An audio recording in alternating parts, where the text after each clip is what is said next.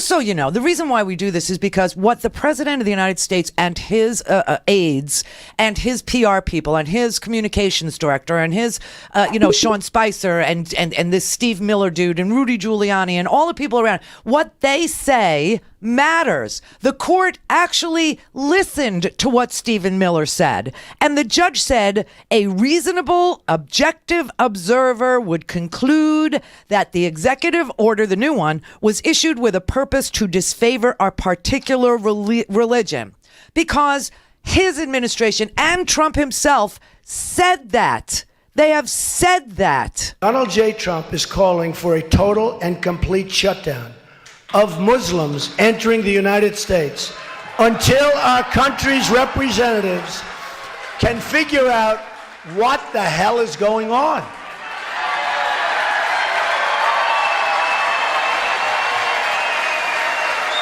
We have no choice. We have no choice. We do have a choice, and to tell people that they don't is kind of, antithetical to the American freedom ethic that you purport to before. But I got to say, this is why another judge in Maryland also, it wasn't just Hawaii. Oh, he was probably so burned that it was Hawaii. I swear to God, if he was smart, he would have thought of this, but he didn't.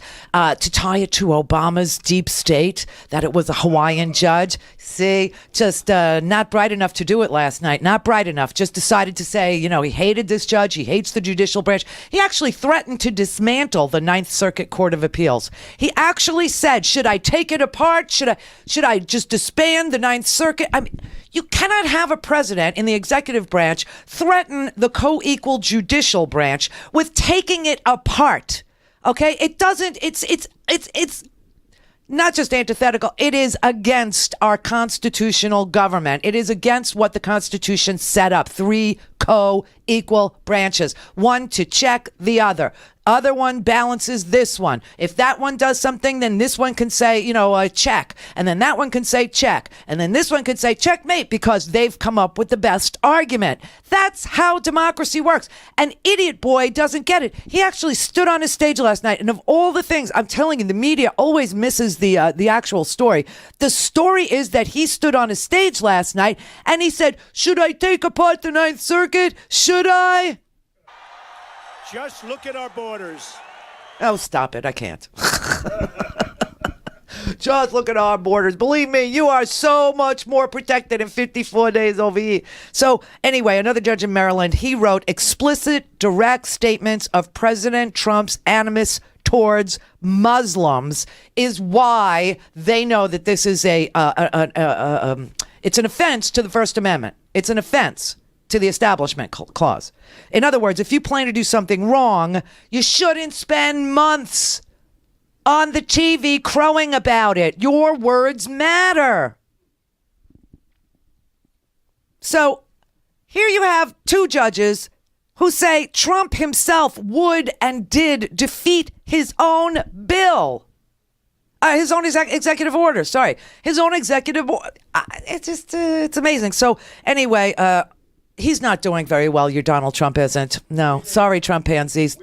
Yeah, it's so much winning, I can't even stand it. Wow. I didn't know how I would handle all his winning. I thought, maybe I'd get tired of it.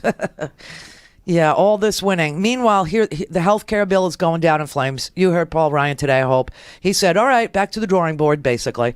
The travel ban went down last night. The wiretap claim is down. It's down. It's done. The only thing that's still alive is the investigation into the Trump campaign's entanglements with Russia. That's the only thing that's still ongoing that, came with Trump.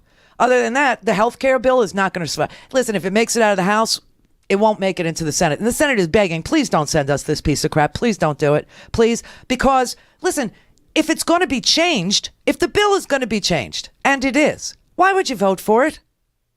Why would you be on record voting for a loser of a bill?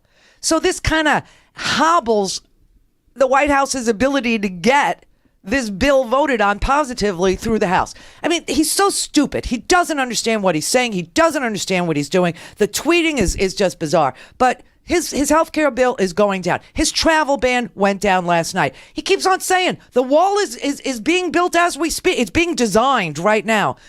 Really, who's paying for this? Because I don't see Mexico forking over any cash. I don't see it. Oh, that's right. He put out a budget. In his budget, there's like $4 billion to build a wall.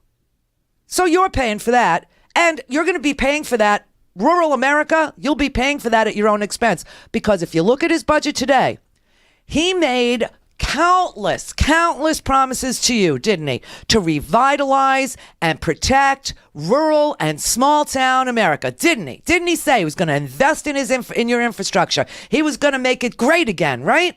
Well, it looks like his budget slashes almost the exact amount that he needs to spend on the wall in your infrastructure investments. $500 million is coming out of rural water and sewage improvements.